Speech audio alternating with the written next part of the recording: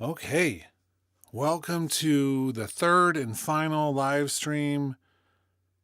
Today, we're going to be finishing up now talking about the iPad version of Logic. This is Logic Pro for iPad 2.2. It was released at the same time this morning as the new 11.2 for the Mac version of Logic.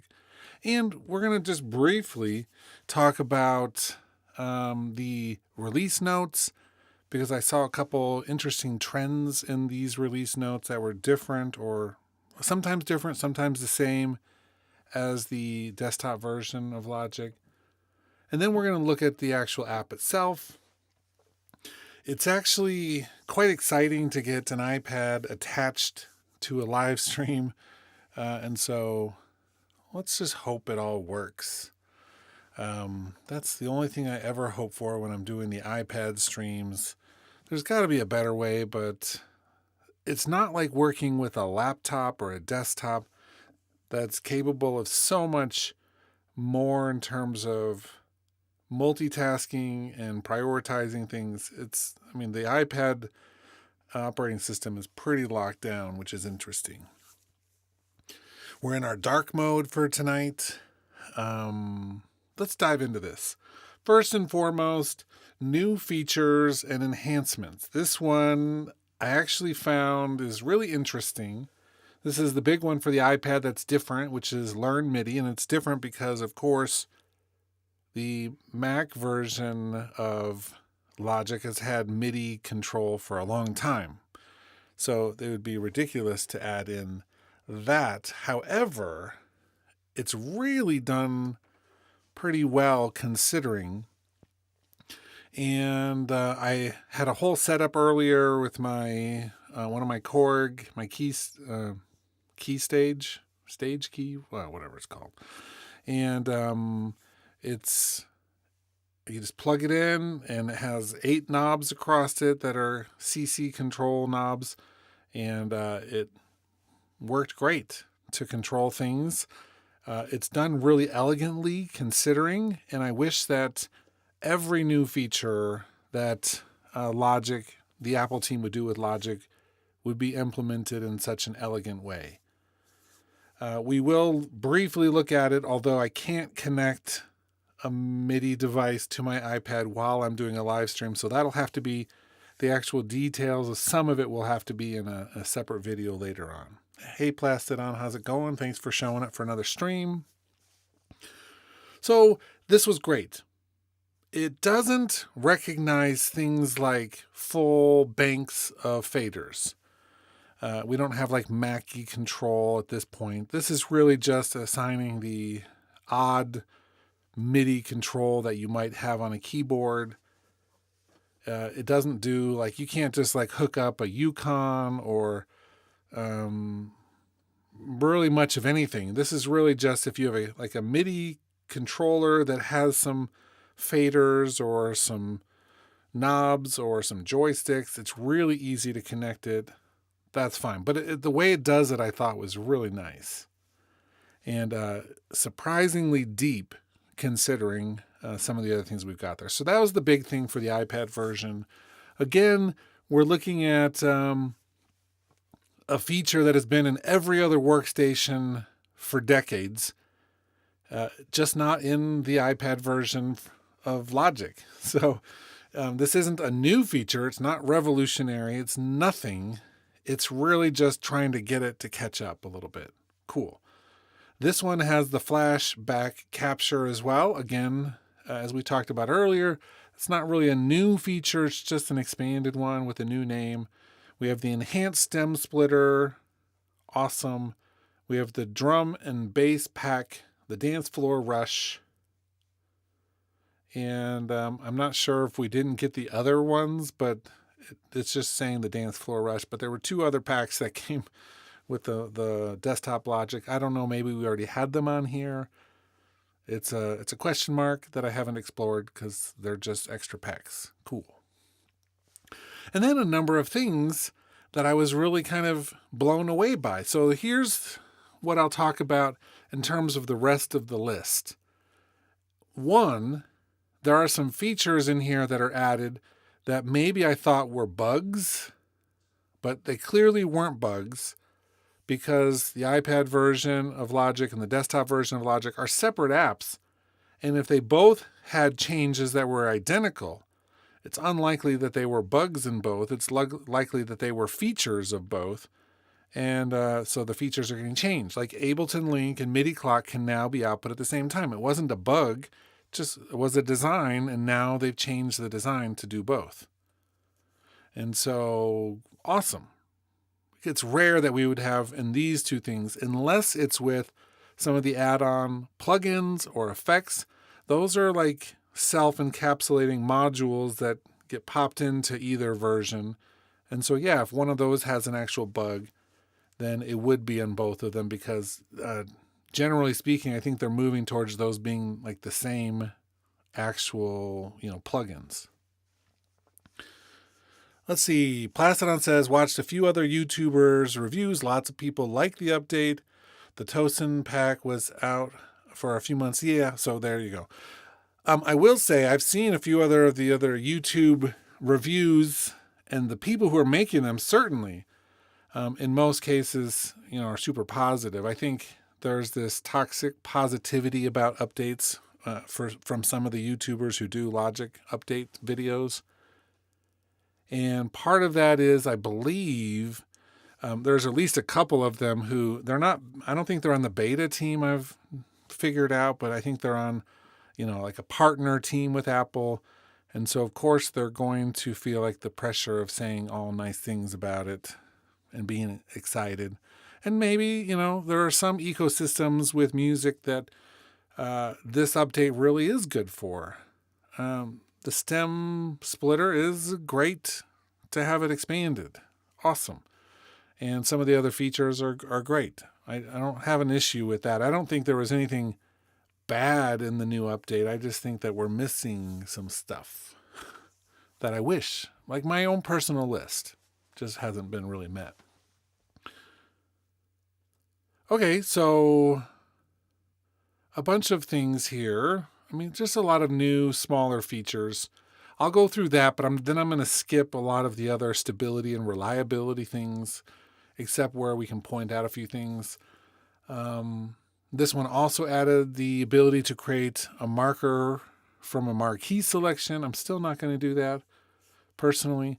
Folder stacks can now be directly converted to summing stacks. That's something we got in both versions. Projects can be renamed, duplicated, and moved directly from the document screen. Cool.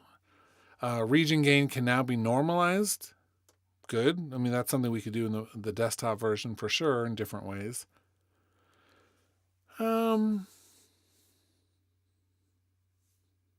Yeah, so there's a few things here. These are all like just making it closer to the desktop version of Logic.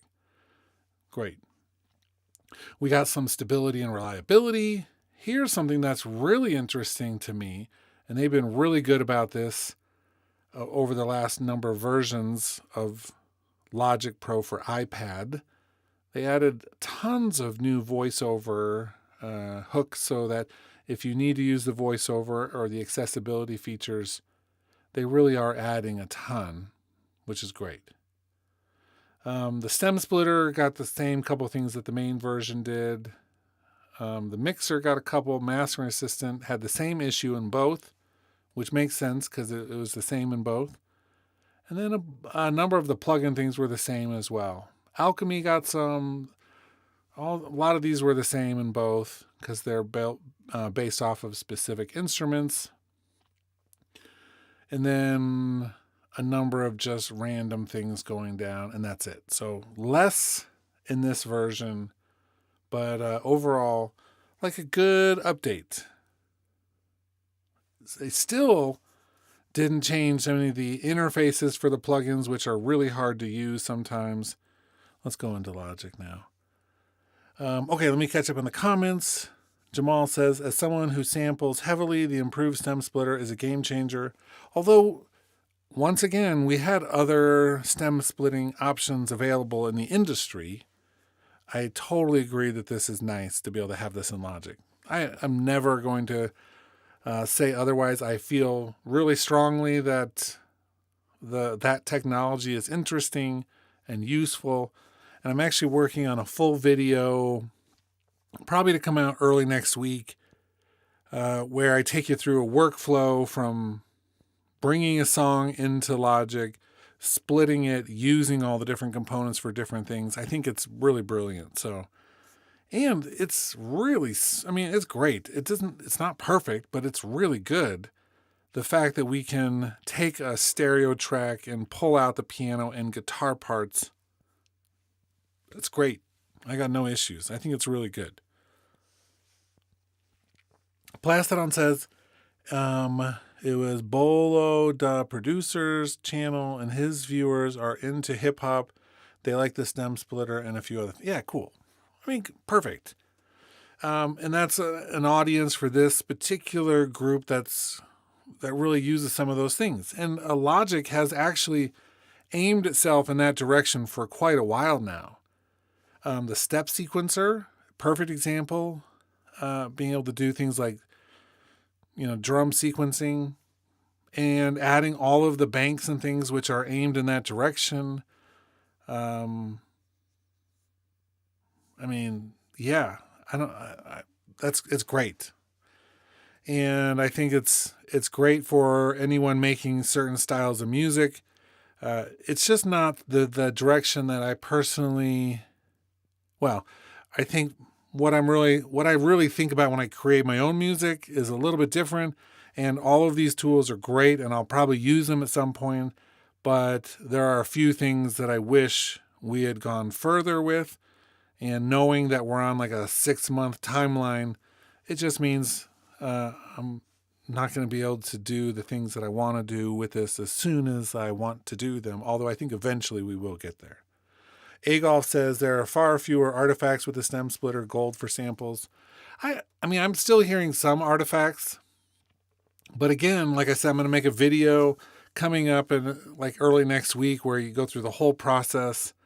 And I think it's amazing creatively, what you can do with this. And it's just getting better and better. Agolf says, not perfect, but fewer. I agree. I mean, it's not perfect, but there are fewer. It is better. And the fact that we're able to pull off various parts of it, and it's not just for sample pulling, but I mean, think about this as a musician. Say you're a bass player and you want to play along with a bunch of tracks. You can easily pull out the bass. If you're a keyboard player, you can easily pull out the keys. If you want to practice a song, you can pull out the vocals. As a musician, it's a great tool to help you become a better musician. But it's also great if you're like actually using some of the stuff. And I actually want to, there's a few workflow things that are really cool with Logic. And I think that is deserving of an entire video to showcase some of those things. The iPad version, let's talk about that for a few minutes. Because what I love about the iPad version is the form factor. It's taken me a little while to get used to moving things around and not having as much real estate as I want. I've got the smaller iPad Pro.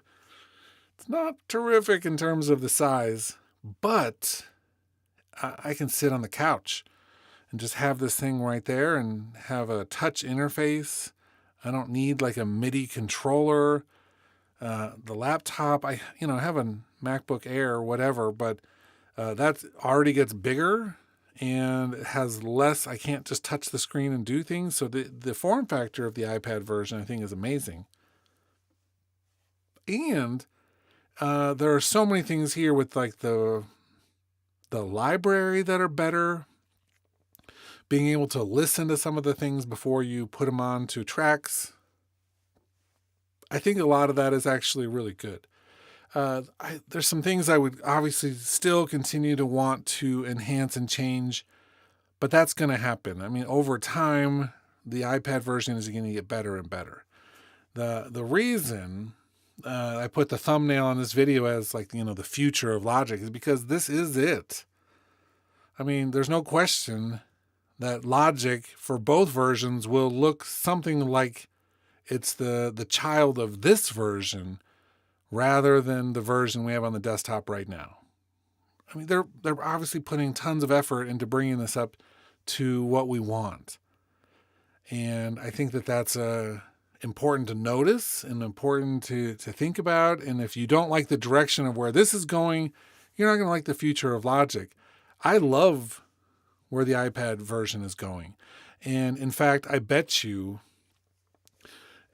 without testing it, I bet you somebody has tested it, but, it's getting harder to test it because you need to have like a similar iPad to a similar laptop, which isn't really a fair test.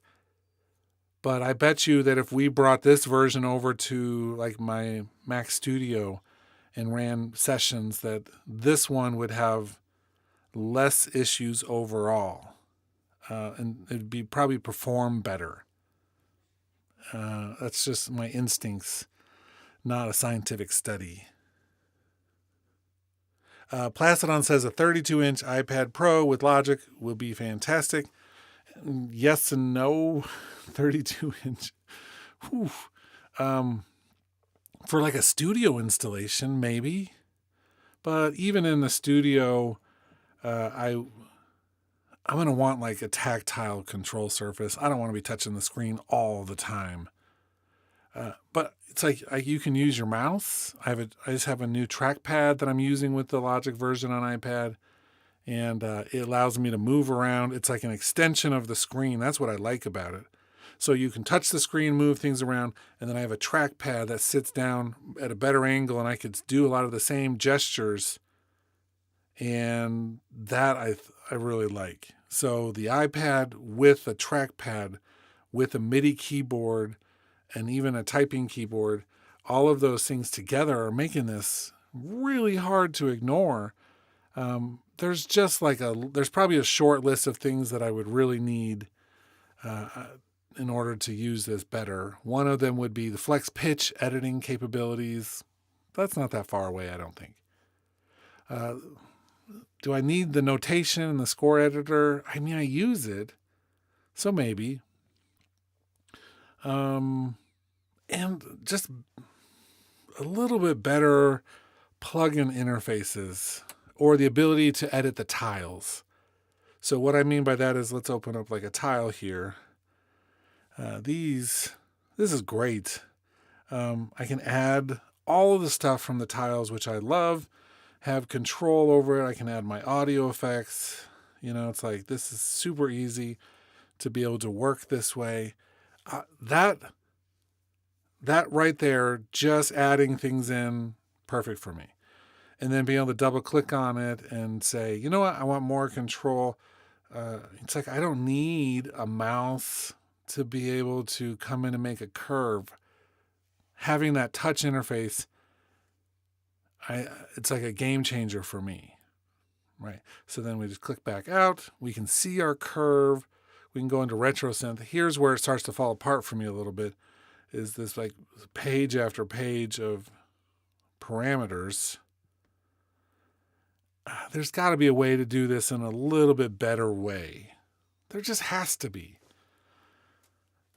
And Apple's probably the right group to do it, but so far, they are not the group doing it. And so it's like, I don't know. I don't know what the real answer is. Maybe rethinking some of these things. But having like a team say, you know what, I want to change how the filter section of this thing works. Instead of giving us a bigger knob, 4 of the same smaller knobs, and 1 fader and a menu, it's like, okay, it's not very useful. Let's maybe rethink how we're doing the filter section altogether. But you could redo the whole thing and just make it a graphic representation of the filter and do a thing where you're like, tapping on things to change what they're doing. It's like, there's ways to do this instead of just giving us all these knobs that are endlessly scrolling. That's the only thing I have right now. That's not holding me back because I can get the retro synth to sound how I want to, even with just knobs and sliders. But I would love to say, you know what, let's do an expanded. Let's click on this thing and let's give me like the option to say, make this tile 4 times longer with all of the features that I use more often. Wouldn't that be a great use of AI or deep machine learning to see over time which parameters on this synth I use the most, and then have it populate the tiles with what I'm using on a regular basis? That seems like a good use of AI rather than just putting like Chat GPT into our chat of the desktop version. It's like, okay, be smart. Make these tiles a little bit longer. Perfect. Show patches. I mean, this thing, it is smart, but the arpeggiator gives me all the things that I'm using most often. That was already good. I was thinking about this earlier because I was saying, we didn't, we haven't gotten any updates on graphic interfaces of some of our plugins, and it's actually not fully true. For instance, stereo spread. That's actually all we need for stereo spread. Might be nice to have a little graphic change here, but we do have an updated interface for it in the iPad version. It's simple as it needs to be. We do need a new actual version of stereo spread because it is horrible. But such is life. We are going to wait for some of that stuff.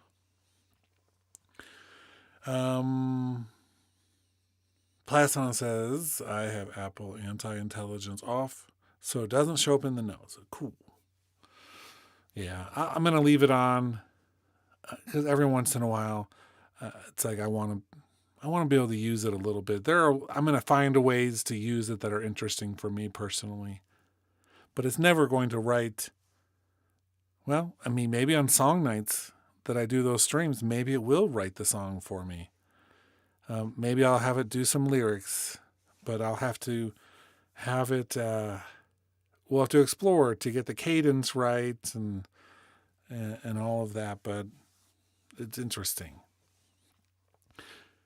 I'm getting to the point where I'm seeing a few different trends with all of the software.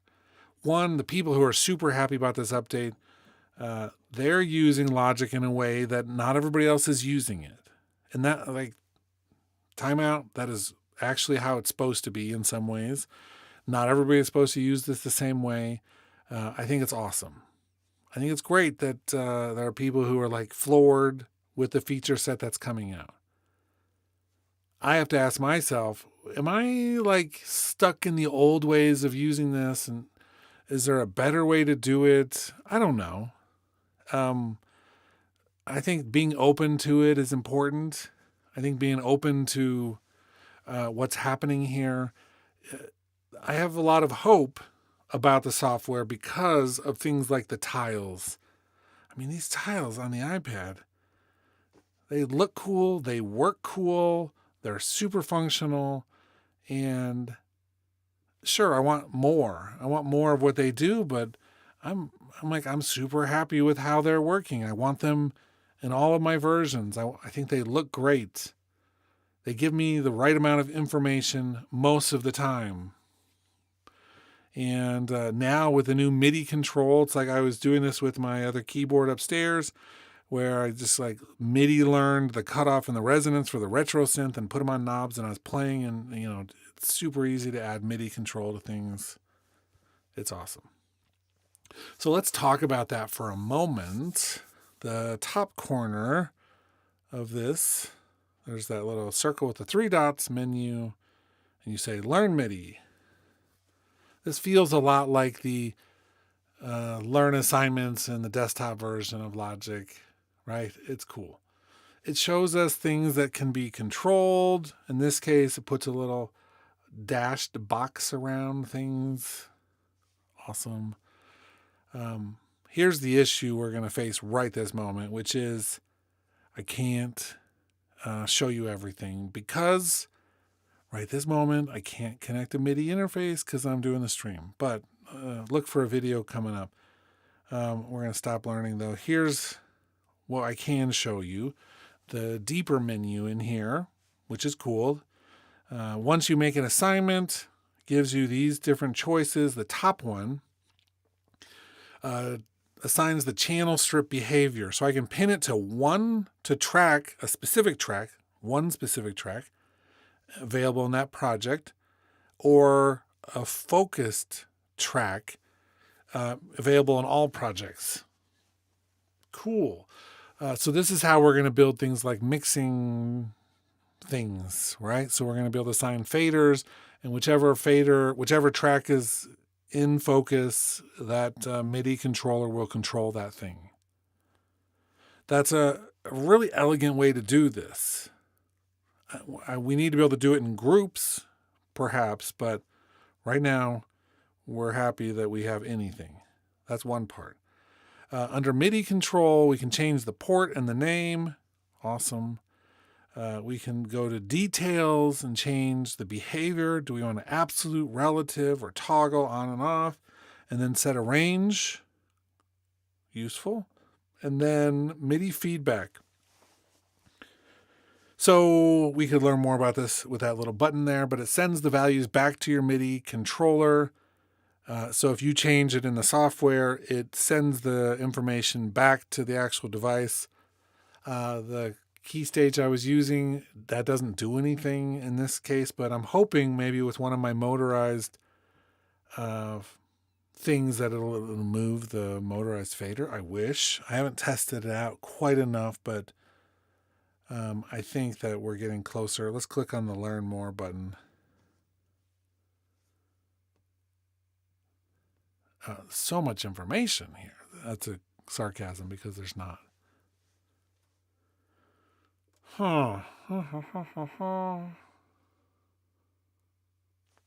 Okay.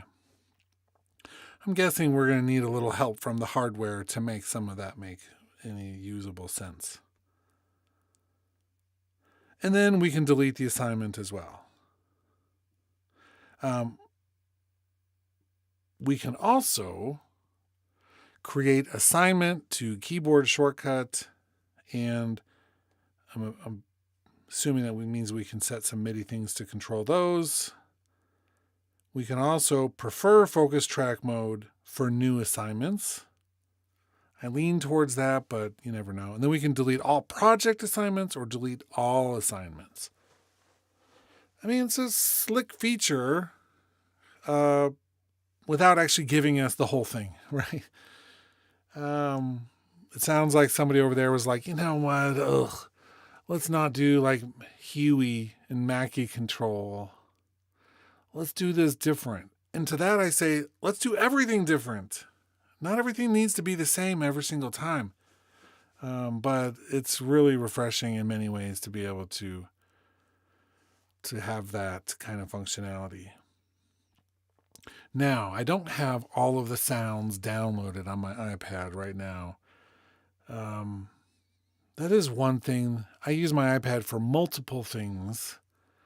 And in this case, it's just too much to have the whole library. So I'm still not transitioned over to using it. But what we need, and I think that we'll hopefully start seeing this. Let me come into my mixer for a second. And I'll add, let me think. Let's add an effect. We'll do Dr. Vibe. This is an example.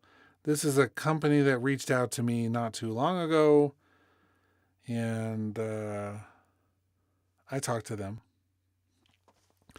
This is Dr. Vibe. It adds things like vinyl, converter noise, has a slammer to do like, not mastering, but, bus compression. And the reason I bring this up is because this company, they're really affordable, but they've made this so that it's on both the iPad and the desktop version, same plugins. So if I open this project up on my computer, it will be there. And that's one of the missing steps for me. If you're just using Logic, pure Logic, then maybe it's not as big a deal.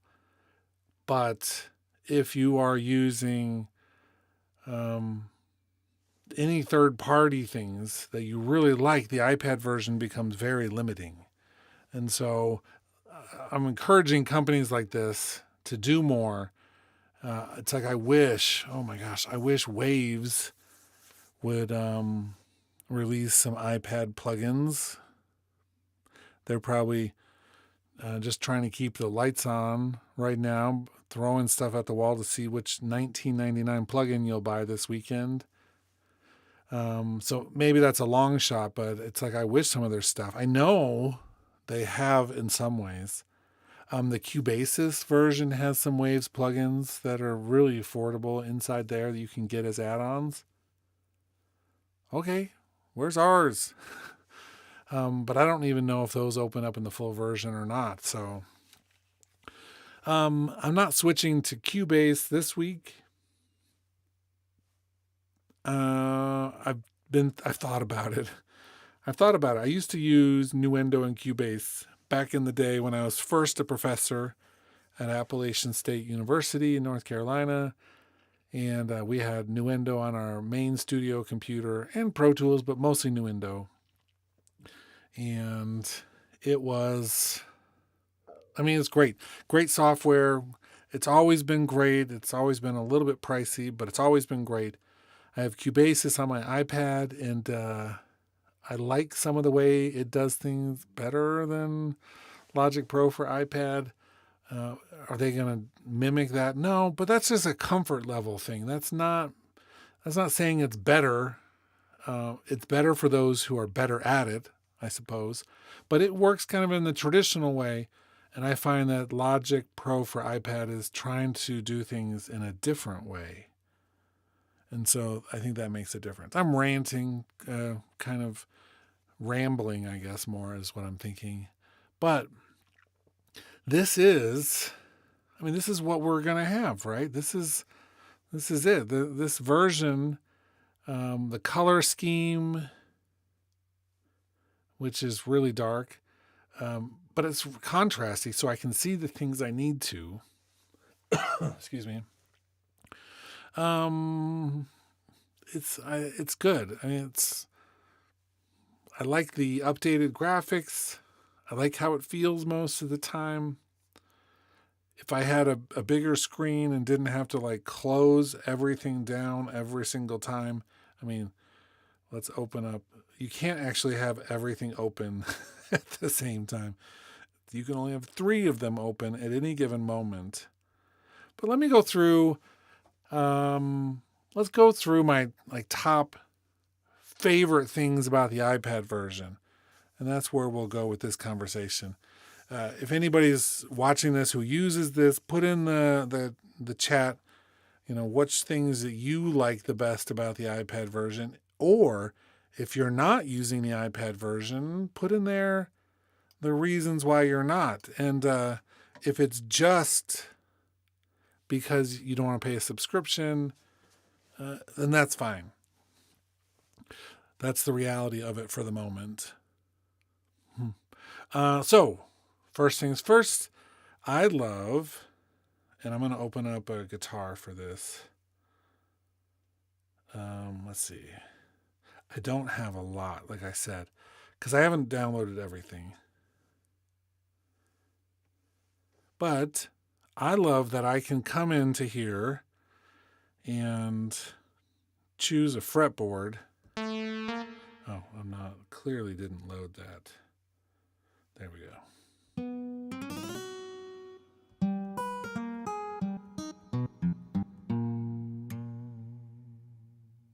Right?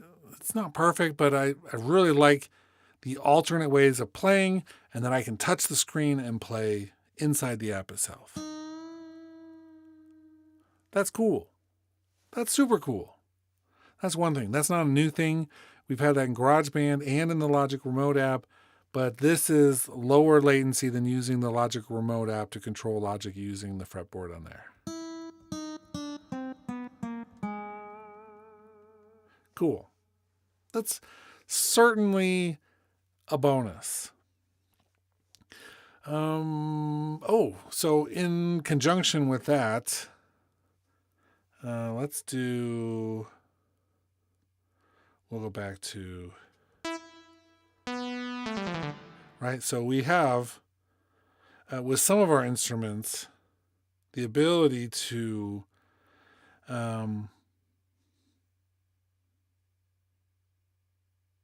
we'll do polyphonic pitch bend right here.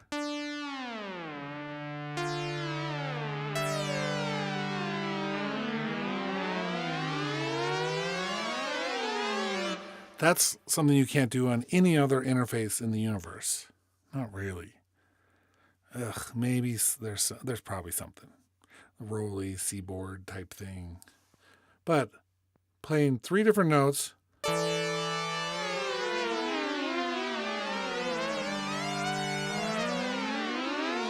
I mean, that's cool. That's cool, right? That's something that's actually cool. Not made up cool. Oh, maybe it's made up cool. I don't know. But it is cool. Let's scroll down.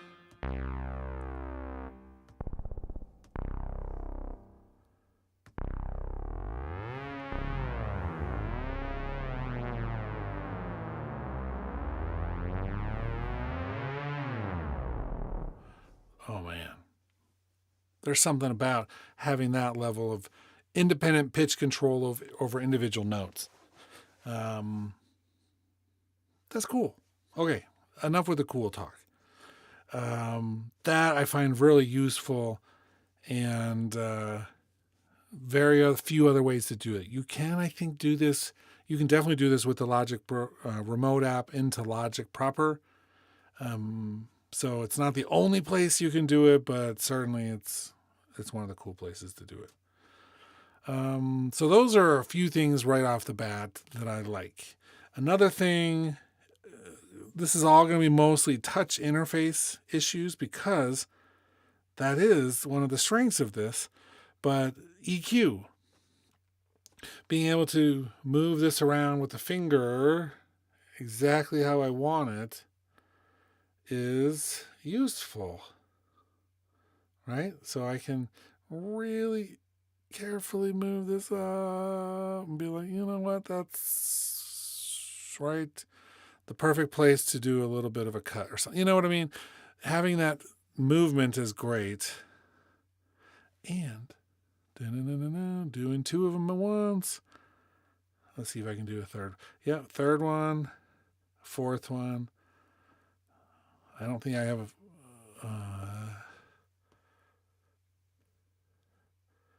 I can't find any more, so maybe that's it.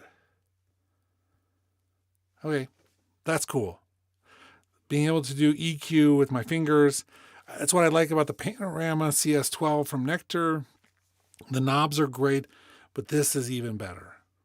It's just better to be able to have that. Now, if they could, and I've seen some technology previews about if you put your finger on a screen, it does this little electrical charge that, zaps your finger ever so slightly to make it feel like you're actually touching something. Maybe that would make it better in the long run to be able to have a little bit more tactile resistance or something, but we don't have that at the moment, but in the future, I bet you you'll touch a screen and it'll feel like you're touching an actual thing. And as you move it, it'll have resistance and all kinds of stuff. It's possible. There's ways to do that for sure. Affordability, implementation, not causing total chaos.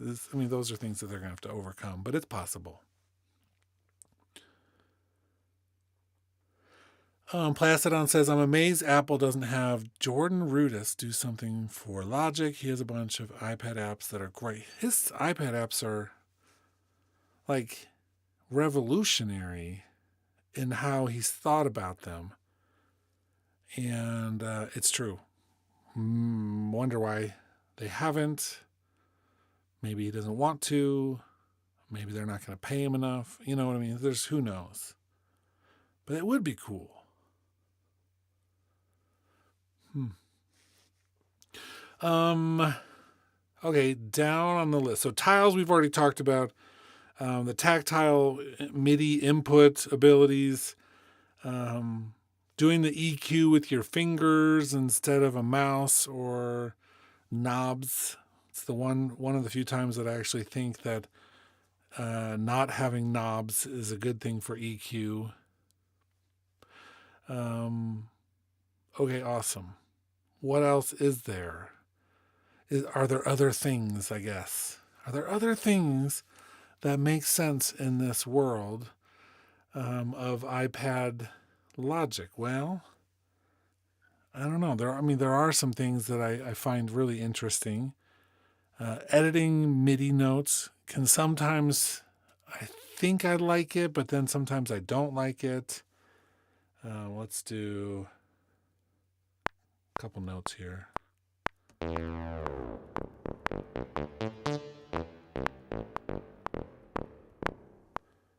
Right, I'm not playing a masterpiece tonight, that's for sure. Let's open that up. I wish I could just double click on it. Maybe there's a way. Show in editor.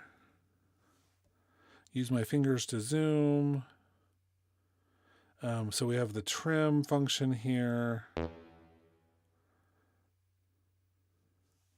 It's like I feel like I need a shift key to make it fine-tuned snapping instead. Probably on a keyboard it does that, but the pencil tool, brush tool. I don't mind this. I don't mind that there's that I don't have to use a mouse to do some of these basic editing things. This is another really strong thing that I'm wondering if I would like better if I used it more, but I do think that there's some promise here, being able to do things with that. It's like sometimes you have to remember to just hold it ever so slightly. And then once I have them all selected like that,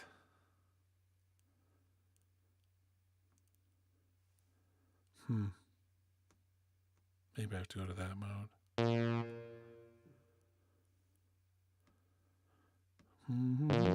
See, there's some quirks here. Because what I really want to do is hit the delete button. The delete button that I can't find. Oh well. Maybe needs a little bit of work. We're going to just close that down, pretend like we never even touched it. Delete. Okay, cool. Oh, another thing that I really like, and we'll open up the library for a second. And, well, maybe I'll just go to, we're going to go to instrument, patches. No, I don't know if I want that. I don't know. The step sequencer on an iPad is more fun because you get to tap and do all kinds of stuff. And so I do feel like that is something which is interesting. Let's see, drums. Doo-doo-doo.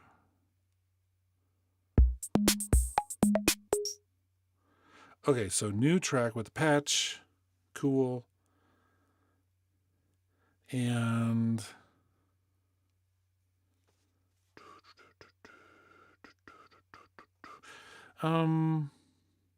yeah, so we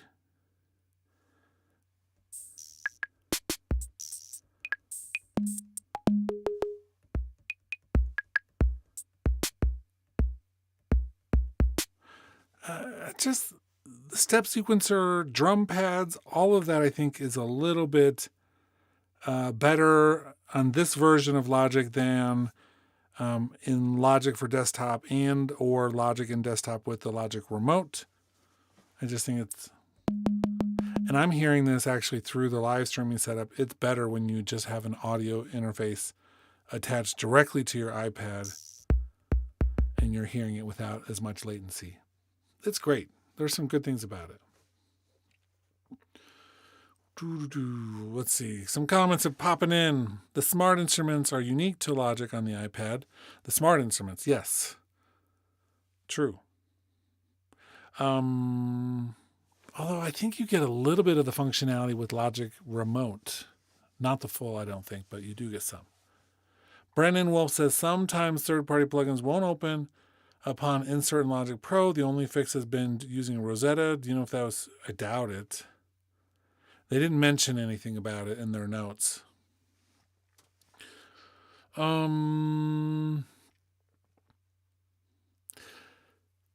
mean, certainly there's a number of plugins that are third parties. Just it's responsible. The responsibility falls on them to make them work in Logic.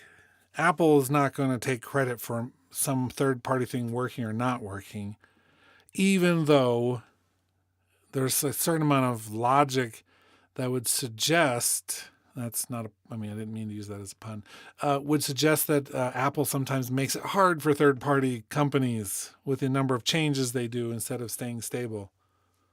So there's that. And Plastodon is asking you, Brennan, which things you're focused on or dealing with.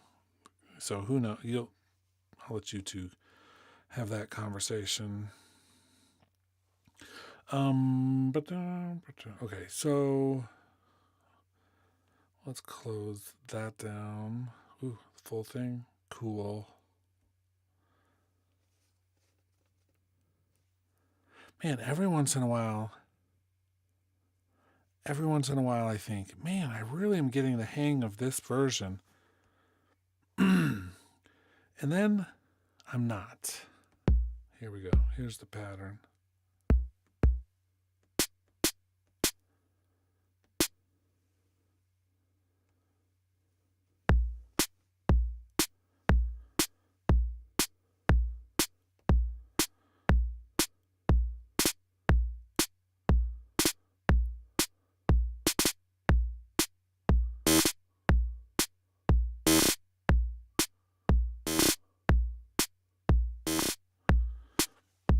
Yeah, there's something about step sequencing in this format that I find really satisfying more than doing it other ways. So this would be another one that I think is really strong in this format. Everything else, editing, I find that a little bit harder in the iPad version. If you have a lot of audio editing to do, it's not my favorite. It's going to get there, I'm assuming, but it's just, I can get to the actual editing quicker in the desktop version. It takes me more steps and more clicks and whatever in the iPad version. That's fine.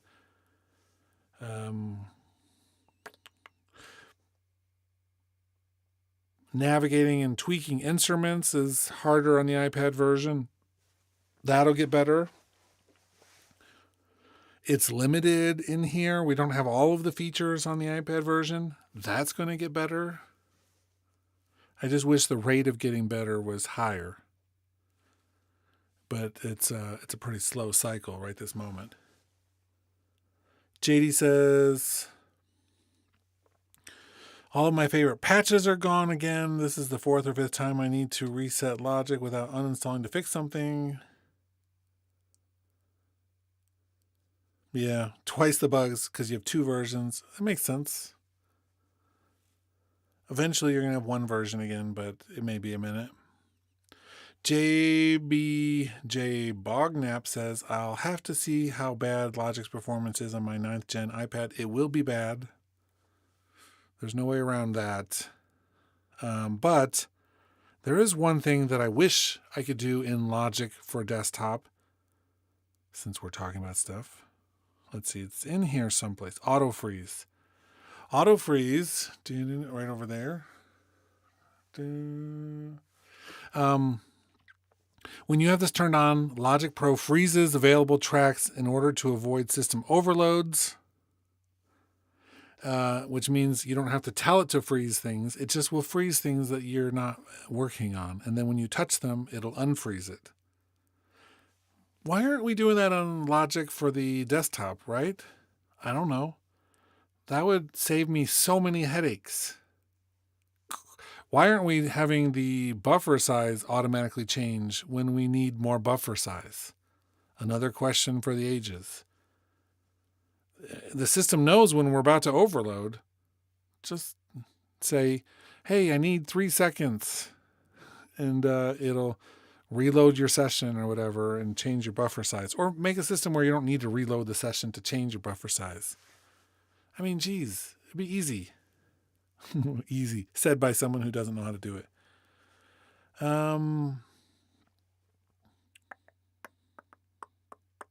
JD has a lot of thoughts, which is cool. This is a place to save, to put some thoughts down.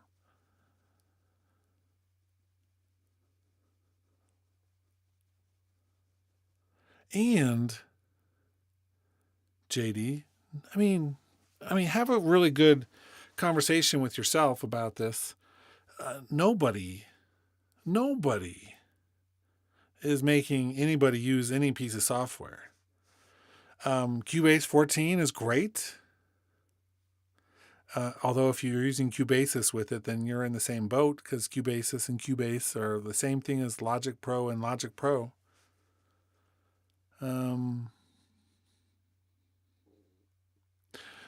Tell me more, Brennan. You're saying you're hoping for the day when they remove the giant GUI around plugins. You're talking about like all the fancy graphics and stuff.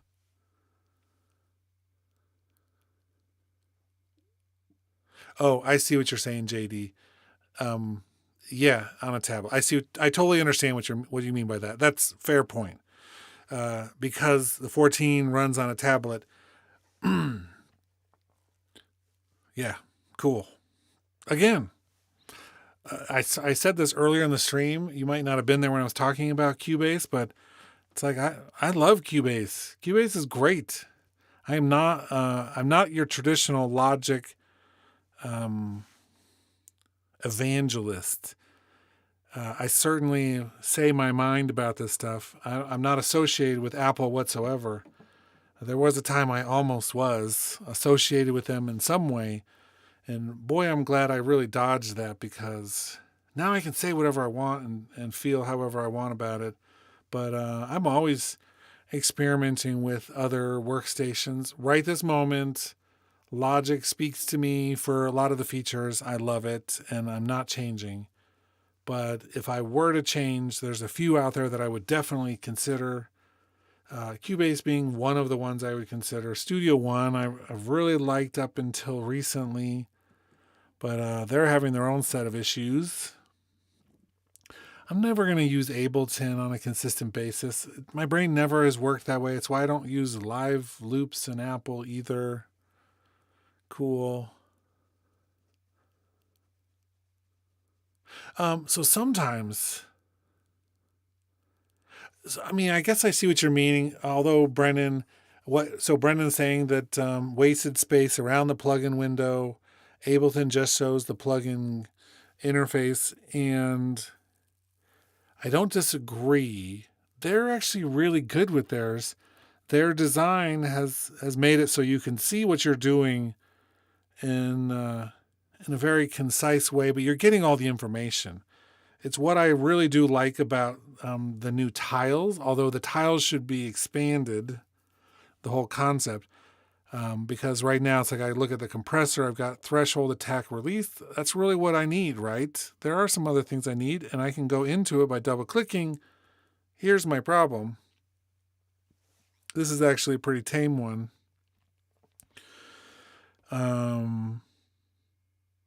All of a sudden, this design is not great. Says me. So that's my opinion. Chorus, cool.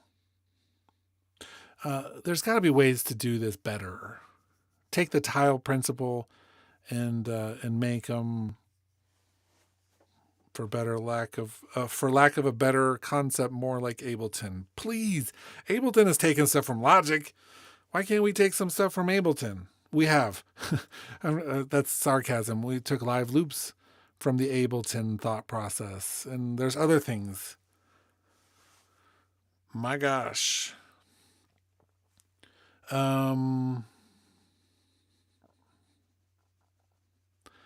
Let's see. Every summer, JD, I should just look at other things, but maybe it's time to look at Cubase 14. What I really need to do is write to Steinberg and say, hey, I've got this channel on YouTube. It's doing okay. I've got a lot of really sincere people.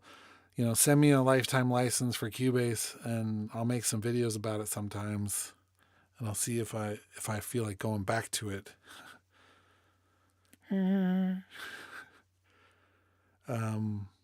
Yeah, but so, geez, which one was it? Was it Sampler? Sampler, this is my favorite window on the iPad. This plugin provides playback compatibility with Logic Pro for Mac projects. You can load presets for this plugin, but parameter editing is only available when using Logic Pro for Mac. Thank you. Thank you for not giving me any compatibility. But if we were to load, so let's go into the mixer, close down the tiles, go into the edit mode, sampler. Let's replace this with Sculpture, one of my favorites. If you've ever watched this channel any amount of time, you'll know that Sculpture is one of my favorites, right? We'll even go the full screen with this one. In fairness, they have 2 XY matrix pads there, which we need to do what they're doing, although they could have ruined that too. But let's just scroll down on this plugin. Oh, look at that page alone. Jeez, this thing's a joke. So the only thing, I don't necessarily like the Sculpture interface that we have on the Mac version, but at least it has some sort of visual identifier so that I know where to go, right? If I need to change the material in the middle, it has that circle section, it has the animation of the string, it has like envelopes and things. Sure, I might dislike that interface, but the best part about the visual elements of these plugins is that I know exactly where to go to do what. And so if I'm scrolling down with this, I'm going to have to read every single word to figure out where I need to go. This is useless if I'm trying to be fast or efficient. It's just garbage design. I don't know how they would do it differently. That's not my job. My job is to complain about how they did it. Their job is to then be like, maybe this is a horrible design. Jeez, come on. Like, who can program Sculpture on the iPad? Nobody. Maybe they don't want us to. This is like the Empire looking for issues on Gorman so they can mine it. Ugh, jeez. Trying to talk us out of using this. Okay, JD has added some stuff. Now that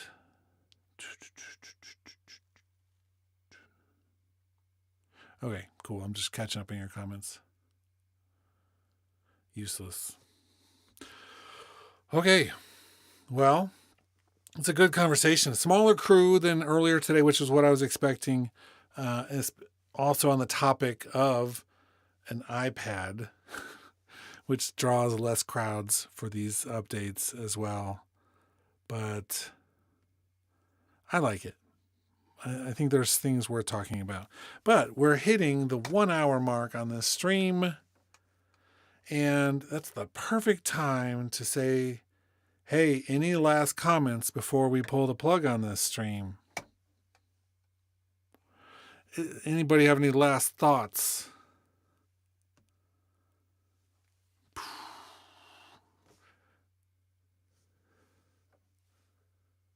Nope.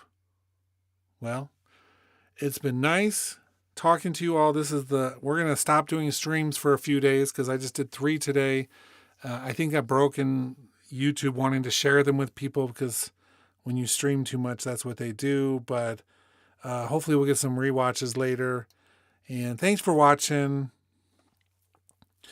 And JD quit Apple. I'm not there yet, but I have the distinct benefit of working for a university that loves Apple products. And when we do our computer purchases every couple of years, I'm able to take advantage of that, which is really nice. JD,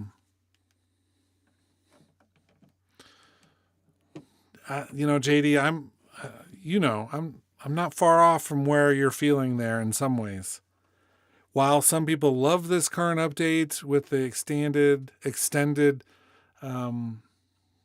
features that really aim towards those who are doing certain styles of music, I feel like some of the things that I wanted most are not coming out, and I'm gonna not necessarily look for something different because I still find a lot of what I need here. I'm just going to have to think about different ways of working, and that's okay too. I think that it's pushing me in new directions. Anyway, it's a good place to end. Thanks everybody for watching, and I'll catch you next week when we release some more videos.